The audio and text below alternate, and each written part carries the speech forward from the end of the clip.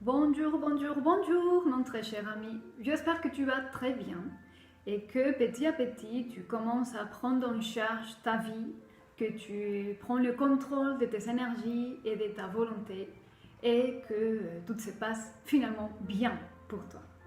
Donc aujourd'hui, je suis ici avec toi pour t'accompagner dans cette période de pleine lune où les énergies, comme tu sais bien, c'est magnifique. Et je vais faire avec toi aujourd'hui une petite description ou explication simple sur ce qui, à mes yeux, semble le plus important et plus significatif de la carte astrale de ces jours de pleine lune.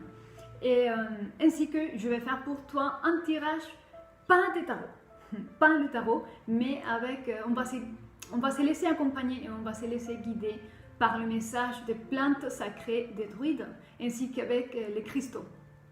Donc ça c'est un tirage différent, un message un peu différent, et en espérant que ça va t'aider à confirmer et à renforcer déjà tes propres sentiments, tes propres pensées.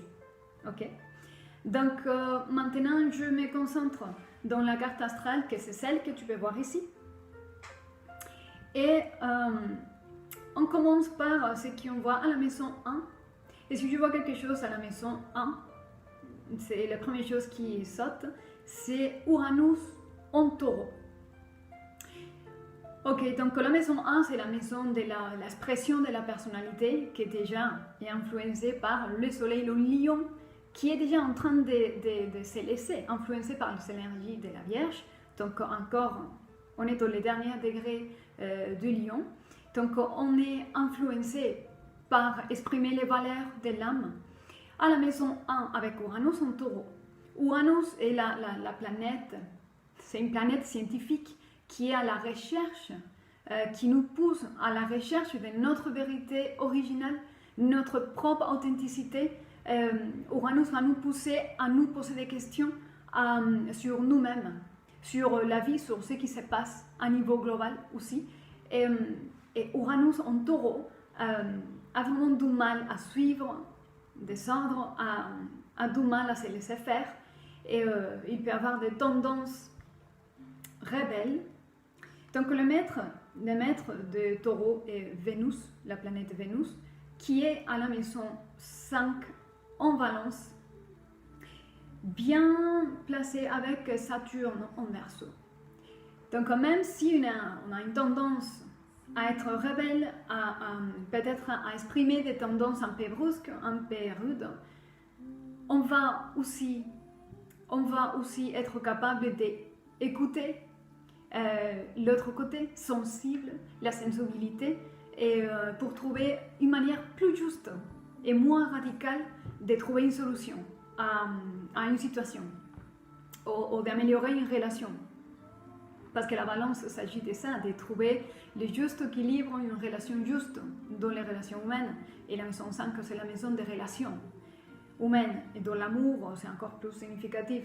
Donc, c'est un bel équilibre, mais quand même, ce qui est puissant, c'est qu'on n'est pas conformiste. On ne va pas se laisser faire, on ne va pas se laisser conduire et obéir facilement. On va écouter plutôt ce qu'il y a dans notre intérieur. Ça pour commencer. Une des choses aussi significatives que je vois ici, c'est le nœud nord de la Lune, que pour ceux qui ont regardé mon montage vidéo sur les bases simples d'astrologie, le nœud nord, il est appelé aussi Rahu et Ketu, parce que le nœud nord et le nœud sud de la Lune, pour la mythologie indienne, ils disent que ça s'appelle le dragon de la destinée, dont la tête est Rahu, donc le nœud nord, et la queue du dragon, c'est Ketu, que c'est le passé.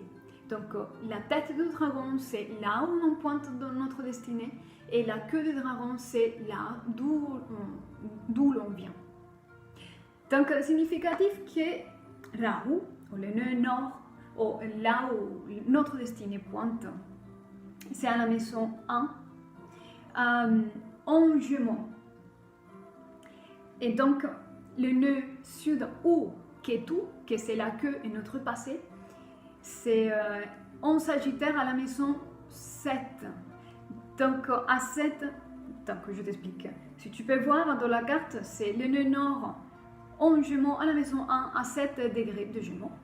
Et puis, dans son opposé, tu ne le vois pas parce que c'est pas indiqué et c'est pas écrit, mais son opposé c'est le Sagittaire et donc Ketu se trouve à 7 degrés de Sagittaire, que c'est à la maison 7. Donc la maison 7, c'est la maison des associations, des couples, des mariages, qui est en plus, il y a Junon là. Junon et le type de partenaire, c'est le type d'association avec un couple qu'on cherche. Donc Junon en Sagittaire, nous déjà on se sent attirés par quelqu'un étranger qui apporte quelque chose de nouveau et qui nous fait éveiller autre chose, autre forme de pensée, autre type de mémoire, autre chose. En plus, on se sent attiré par un partenaire qui est déjà dans la voie de la connaissance, dans la voie de transmettre autre chose, et quelqu'un qui a des aspirations spirituelles et qui est en train déjà de vivre une voie spirituelle. Donc, si tu veux les passer, ça s'agit d'un mariage, une association, un couple qui était marqué pour cela. Et Junon à la maison 7, c'est vraiment que le mariage est quelque chose d'important pour toi. C'est quelque chose qui n'a pas été résolu, quelque chose qui a créé des problèmes dans le passé. Donc ce type de problème, ce type de situation, aujourd'hui, parce que ça c'est le passé, c'est ce que je viens d'expliquer, aujourd'hui, dans la tête du dragon, ça s'agit de dépasser tout cela pour trouver un équilibre, une relation christique avec notre partenaire. De manière que la première chose qu'on devrait se poser des questions, c'est ok, pourquoi je tombe amoureuse? Pourquoi je pense que cette personne, je ne serai pas heureuse? Pourquoi je pense que j'ai besoin de quelqu'un dans ma vie? Quelle est la partie de moi qui pense que cette personne va remplir tout ce que je ne peux pas accomplir par moi-même? Quelle partie de moi a un vide, a une carence que inconsciemment on essaye de combler et de remplir avec l'autre? De manière que ça s'agit de dépasser, si tu veux, de dépasser le besoin impératif d'être en couple, de te marier. Et pour quelle raison? Pour vraiment trouver une relation christique qui n'est pas basée dans des pactes de besoins et dans des pactes sociaux communs. On se voit comme des êtres en évolution. On est des êtres spirituels qui sont en train de se rendre compte que nous sommes l'esprit, le divin, en train d'avoir une expérience humaine pour dernièrement, pouvoir créer à travers notre mental la réalité que l'on souhaite. Et que nous, dans cette complétude et cette compréhension finale, nous, on se met ensemble pour s'accompagner dans ces processus. Et pour manifester ensemble quelque chose qui est dans notre destinée en commun. Déjà, on passe du besoin de la carence, du monde de la carence, vers un état d'abondance et d'autosuffisance. C'est une petite réflexion que je fais ici. Et en plus, tout ce type de réflexions que je t'ai fait ici vont être nourries par Cérès, que c'est l'astéroïde qui nourrit. Et c'est la déesse de blé. Donc, ça va nourrir ce type de mémoire christique. Ça va nourrir le fait que tu puisses tenir, peut-être tu es maintenant toute seule ou peut-être pas, mais que tu puisses avoir la bonne disposition de te poser des questions et d'être sincère et honnête avec toi-même et trouver en toi les possibles espaces vides et que tu trouves finalement qu'on tombe amoureux du potentiel de la personne, d'un potentiel vie en commun, d'un potentiel réalisation de rêves avec quelqu'un parce qu'on ne se sent pas vraiment capable de les faire toute seule, parce qu'on n'a pas compris qu'on n'est pas toute seule et que si nous, on peut faire quelque chose, on peut le faire avec la faveur du divin. Est-ce qu'on a la faveur du divin? Est-ce qu'on la cherche? Est-ce qu'on la demande? Est-ce qu'on travaille ensemble, le divin et moi? Donc, tous ces types de choses, tu seras, disons, soutenu pour te poser des questions et pour poser des questions au divin et pour avoir les réponses dont tu as besoin de manière mystérieuse, de manière synchronique. En plus, tu as, on disait de l'honnêteté, donc tu as la lune noire, ou vraie Lilith, à la maison 2 en Gémeaux. Donc, la lune noire qui parle sur notre passé aussi, tout un paquet des aspects qui sont dans l'ombre de notre personnalité et qui conditionnent notre manière de faire les choses et notre manière de penser et d'aimer aussi. Lilith conditionne la forme dans laquelle on aime. Donc là, la maison 2, que c'est la maison de comment tu gagnes ton argent, comment tu crées ton abondance matérielle, on va dire. Donc, Lilith ou la lune noire en Gémeaux, c'est le visage occulte. Combien tu es honnête avec toi-même par rapport à l'argent, ton abondance. Comment tu crées ton abondance? Est-ce que la manière dans laquelle tu crées ton abondance et tu as ton abondance financière, est-ce que ça va en accord avec qui tu es aujourd'hui, avec ce que tu penses, avec tes idéaux, tes sentiments? Comment elle est la cohérence en toi par rapport à ce que tu peux manifester? Parfois, tu sais, on fait une chose qu'on n'a pas au cœur et on maîtrise. Mais parce que peut-être que c'est un héritage et que tu es en train de manifester et d'exprimer un propos de vie des ancêtres que tu continues à faire, mais que par contre, ce n'est pas le vœu de ton âme. Et que tu es en train de faire une chose qui ne te satisfait pas et qui ne te remplit pas et qu'à un moment donné, tu te demandes est-ce que je vais investir le reste de ma vie à faire ça qui me laisse complètement indifférent, qui ne me permet pas de ramasser rien d'important pour moi à la fin de la journée? Qu'est-ce que tu ramasses avec les activités que tu fais aujourd'hui? Et quel est ton rapport avec l'argent? Est-ce que tu peux être transparent avec l'argent? Combien tu es conditionné par l'argent dans ta manière d'être et d'exprimer qui tu es? Est-ce que ta manière d'aimer et de te laisser aimer est conditionnée, coupée, limitée par ton abondance financière? Est-ce que tu as peur? Est-ce que tu as peur d'aimer, de te laisser aimer et de ne pas être riche et ne pas avoir suffisamment? Combien tes idées, tes croyances en rapport à l'argent te limitent pour aimer quelqu'un? Tout ça parce que c'est un Gémeaux, et c'est la relation christique et c'est des émotions christiques. Et là, quelque chose avec l'argent. Peut-être l'argent, c'est un obstacle pour exprimer vraiment cet amour inconditionnel, cet amour qui brille comme un soleil en toi et que par contre, il y a les nuages, les orages par rapport à l'argent. Et que ça ne sont pas jolis, tu vois. D'accord. Ça, c'est un signe. Tu aimes quelqu'un, tu es amoureuse de quelqu'un, et ça vibre joli là dans le cœur. Et quand tu penses à cette relation et que l'argent se met au milieu, ça devient lourd dans les plexus là. Et c'est pas joli, ça sent pas joli. Et donc, ça n'appartient pas. À un moment que ça ne vibre pas joli, ça n'appartient pas à l'âme, ni à l'amour. Ça n'a rien à voir avec l'amour. Ça a à voir avec une croyance qui est limitante et qui t'empêche d'être et de manifester ce qui tu es. Donc voilà.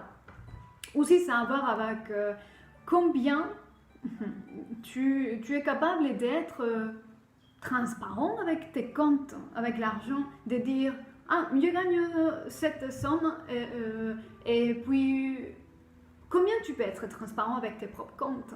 Est-ce que tu as honte de quelque chose par rapport à comment tu gagnes et comment tu dépenses ton argent? Ça a à voir avec la transparence dans tes finances et combien tes finances et ton argent limitent l'amour, le partage de cet amour qu'il y a en toi. Ok, ça par là. Et quoi d'autre est possible? Donc, comme je disais, le soleil commence à être influencé par la Vierge, qui est à la maison 4, la maison. Il y a une conjonction de Mars-Mercure. Disons que Mars, c'est une énergie qui te met dans l'action et qui te met dans la motivation, qui te donne l'énergie. C'est irréfrénable, c'est une énergie qui est irréfrénable. Et ça s'agit de faire des actions et te motiver pour t'installer et avoir un chez toi, te sentir chez toi. Et le fait qu'il y ait une conjonction avec Mercure, il y a une espèce d'urgence là, il y a une espèce d'impulsivité. Tu ne vas pas trop réfléchir, même si c'est dans la Vierge, que la Vierge c'est analytique. C'est une énergie qui va donner, on va dire, un peu plus de fraîcheur et de spontanéité et je ne réfléchis plus, j'agis. Voilà, on y va, allez, on y va. Et peut-être, tu vas créer certains changements dans ta manière de gérer ton propre centre et ton propre toi. Déjà, ça va conditionner ton propre comportement. Qui en plus, comme je suis en train de voir ici à la maison 9, que c'est l'intellect supérieur qui conditionne en fait tout le reste sous-plan. Il y a bien sûr Saturne et Jupiter en Verseau. Donc Saturne à la maison 9 qui est bien aspecté en fait, bien aspecté avec ta Vénus, donc la partie en toi qui est réceptive, amoureuse et sensible. Et Jupiter à la maison 10 qui est la manifestation potentielle de la personnalité. Donc toutes ces idées, toute cette spontanéité dans ton comportement et changement que tu es en train d'entrevoir, c'est pour transcender quelque chose, transcender une situation qui est stagnante depuis quelque temps et ça, il t'épouse. Parce que tu fais de cette manière un service à ton âme, tu vas faire changer quelque chose. Si les choses changent, il y a une opportunité d'évoluer et d'améliorer notre qualité de vie. Si les choses ne changent jamais, là, il n'y a rien à faire. L'âme, c'est comme une plante qui n'arrose pas. Ça va finir pour mourir et pour s'assécher. Et notre caractère, notre tempérament, notre personnalité sèche. Et donc là, si ça bouge, c'est beaucoup mieux que si ça ne bouge pas. Donc Saturne et Jupiter à la maison 9 et 10 en Verseau dans son relationnel avec Mars et Mercure et Vénus, ça va t'amener à trouver une nouvelle solution qui améliore ta vie et à créer des changements beaucoup plus spontanés. Voilà, on va dire comme ça. Ok? En plus, tu as aussi à la maison 9 Pluton en Capricorne. Donc tu vas peut-être sacrifier, écoute bien, tu vas peut-être sacrifier certains intérêts immédiats, certaines satisfactions immédiates pour remplir et accomplir un intérêt majeur. C'est un sacrifice mineur pour accomplir un intérêt majeur dans ta propre évolution et dans le changement pour le bien de ta situation. Ok? Donc, bon, je vois plein de choses. Plus je parle, plus je vois plein de choses.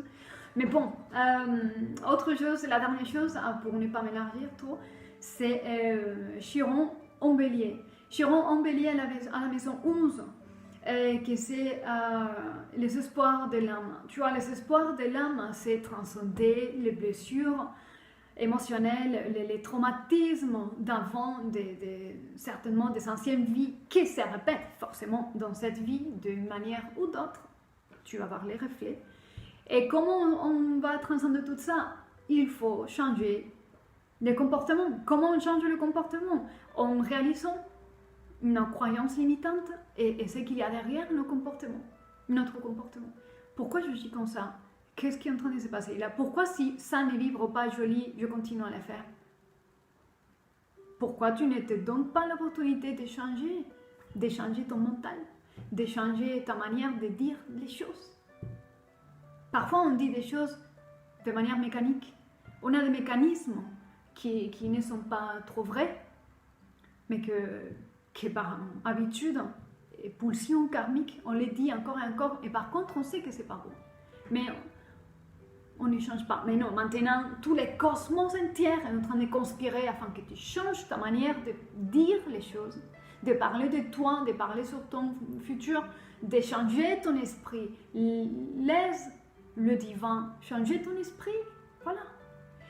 Et quand le divin changera ton esprit, c'est parce que le divin a pris ton cœur. Et là, quand le divin prend ton cœur, je t'assure, tes habitudes sont beaucoup plus faciles à changer. Donc, permets les changements cosmiques opérer en toi. Ok?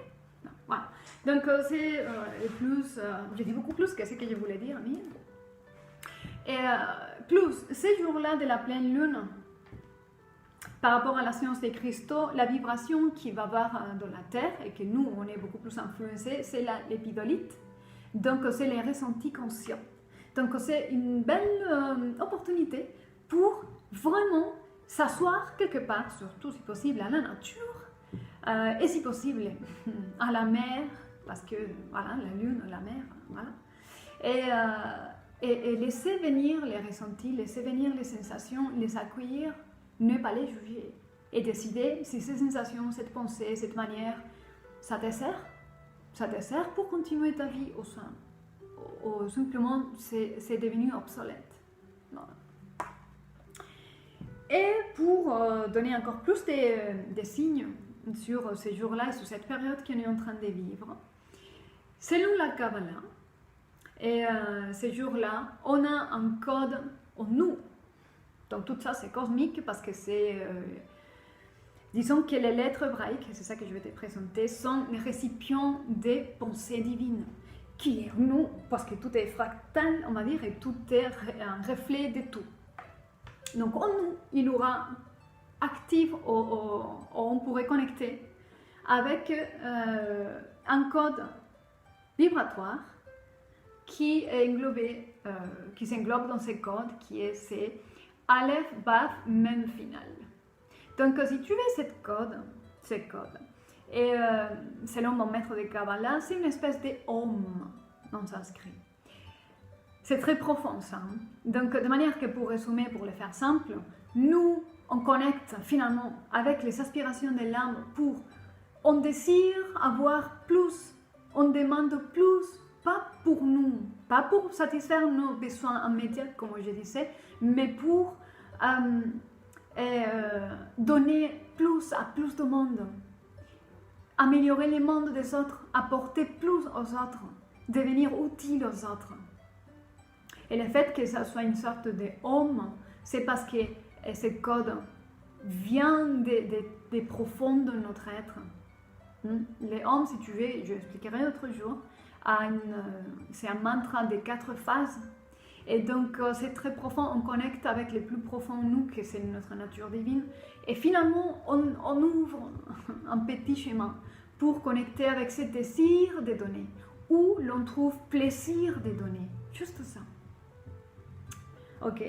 Donc, dans ce cadre qu'on va voir durant 2 jours avant, 2 jours après la pleine lune, que c'est en fait les 22, que je n'ai pas dit, les 22.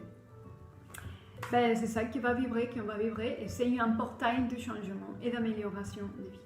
Donc maintenant, ce que je vais faire pour toi, c'est faire un tirage avec l'oracle des plantes des druides et avec les cristaux, que j'ai l'habitude de faire, et avec tout en présence de la plume de la vérité. Donc cette plume, c'est la plume d'un corbeau. Les corbeaux, c'est le messager divin, le messager d'Odin. Et puis, dans cette intention, on va faire un tirage et voir qu'est-ce qui se passe ici, où tu es aujourd'hui, où tu vas, qu'est-ce qui se passe, quels sont les conflits, les dilemmes, qu'est-ce qu'il faut tenir en compte.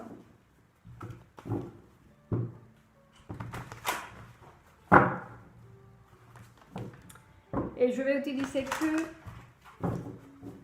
les royaumes minéraux qui est en nous et les royaumes végétal qui est également en nous, parce que nous, en tant qu'être humain, on est au bout de la chaîne évolutive. Et donc les minéraux, les cristaux, les plantes et les animaux, ils sont tous en nous. Cette forme d'énergie sont en nous. Et donc les cartes des animaux, les cartes des cristaux et les cartes des plantes vont parler sur l'énergie qu'il y a en toi en ce moment. Surtout parce que tu n'es pas là par hasard. Si tu es là, c'est parce qu'il y a quelque chose qui va résonner en toi et qui va t'aider peut-être à clarifier quelque chose. Okay. Donc, le fait que tu es en train de me prêter ton attention fait qu'on est ensemble en train de battre les cartes et qu'on va choisir ensemble les cartes qui possiblement ont quelque chose à te dire.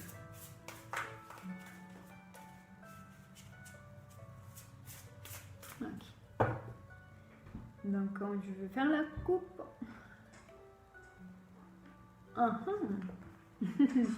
Donc, dans la coupe, regarde. Dans la coupe, tu as le blé et la consoude. Je ne sais pas si tu te souviens de quelque chose que je viens d'expliquer de la carte astrale, mais le blé, c'est la déesse Cérès. Et je disais que Cérès est en train de nourrir la relation christique. La relation christique à la maison 1. Donc l'expression de ce que tu dis, ce que tu penses, ce que tu fais, comment tu traites ta relation qui est, à fin de compte, la manière de laquelle tu gères la relation, c'est la manière de laquelle tu gères avec toi-même. La consoude, c'est une plante qui parle sur la fusion, le sentiment de la fusion que tu as. Et ça parle d'une problématique qui est assez commune, on va dire, que c'est moi, sans cette personne, je ne peux pas. Sans cette personne, je n'arriverai pas. C'est cette personne avec qui je me projette, et si c'est pas elle ou lui, je ne peux pas. C'est le sentiment d'incapacité par nous-mêmes. Et c'est... En fait, tu sais quoi, à un moment donné, si une relation ne marche pas, on dit, mais si c'était pas ça, je ne vois pas comment je vais continuer. Non, mais la conscience, justement, te dit, mais oui, ce que tu as à te fusionner, c'est pas avec une personne, c'est avec ton propre divin. Tu vas te remplir de toi et nourrir l'union de toi avec le divin qui est en toi et avec qui toute chose est possible et avec qui toute chose est réalisable. Voilà. Ça, c'est que la coupe. Oh, la mandragore, le lierre et la bruyère. Ok.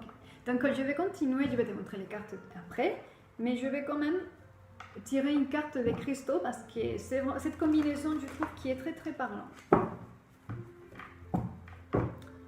Donc, je mélange les cartes des cristaux. On va compléter la lecture d'une manière très belle. Et je vais te montrer les belles cartes des plantes sacrées des druides qui sont vraiment une merveille.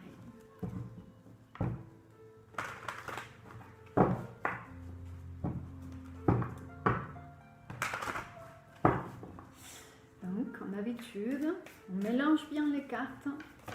Oh, ça, c'était toute seule. La pierre du sang avec la mandragore.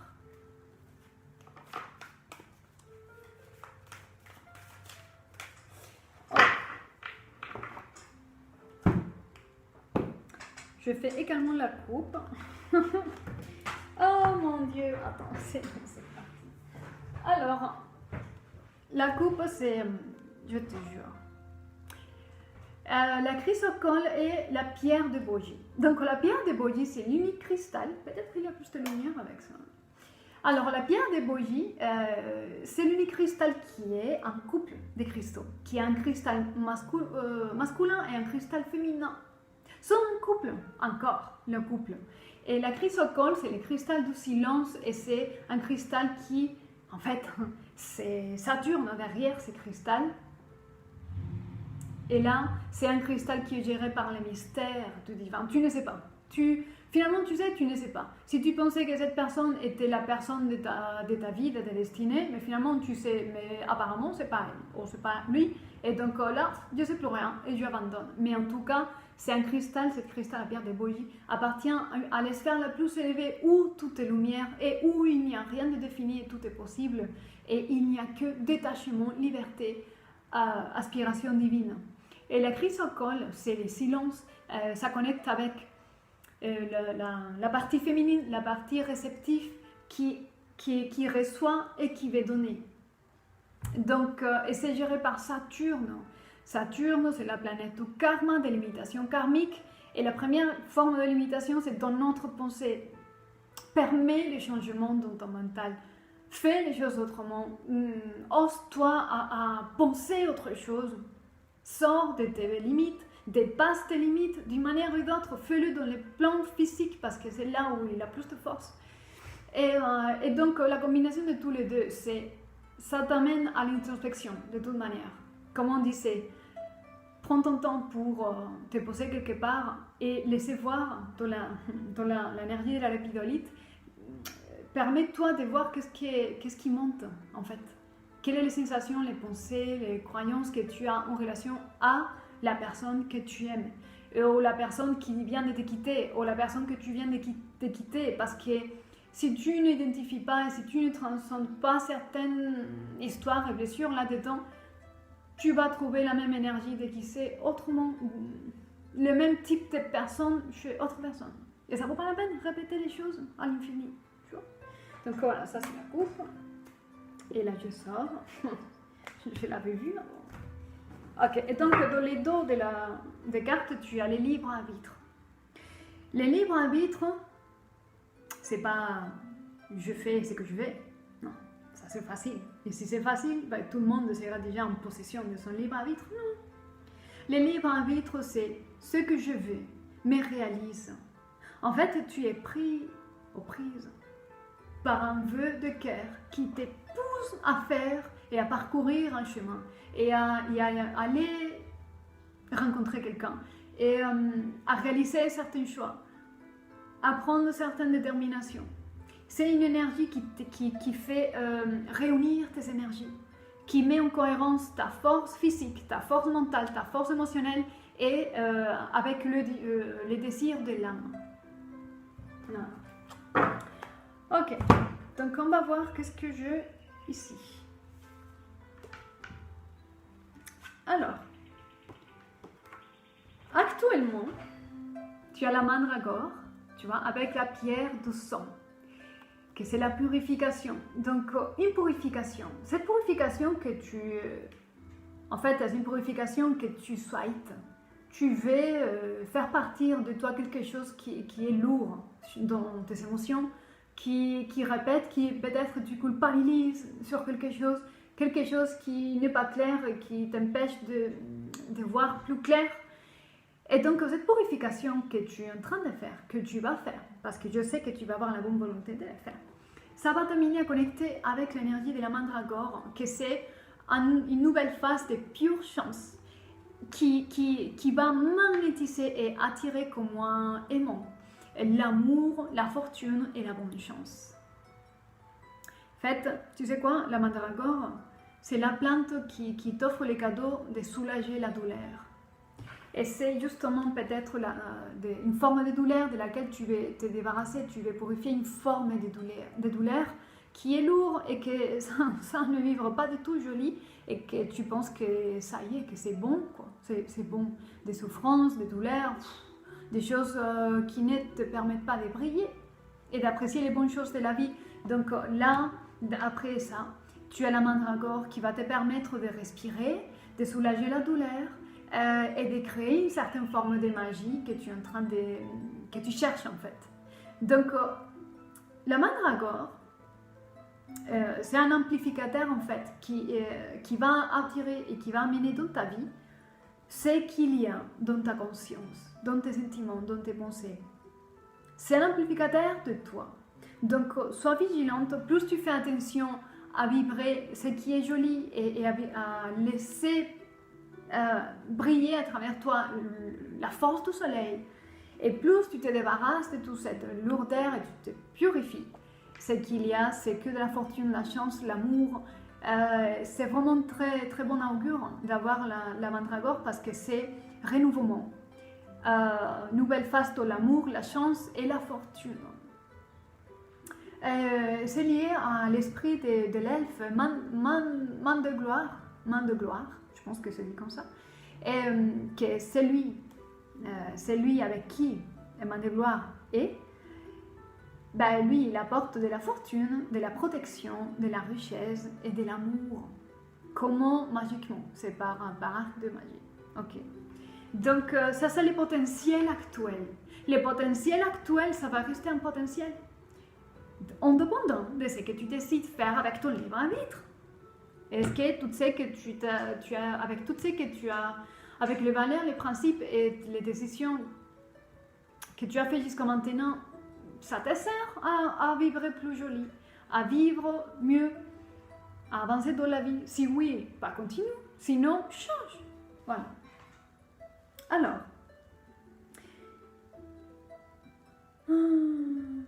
si tu veux, il y a le lierre et le quartz clair ici.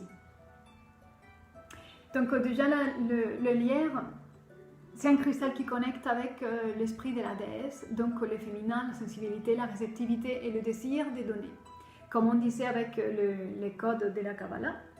Et tu trouves un plaisir de donner, de nourrir, mais pour pouvoir rentrer dans cette phase de plus élevée, dans des aspirations plus élevées, et où tu puisses trouver le plaisir de donner ce qui est contenu en toi.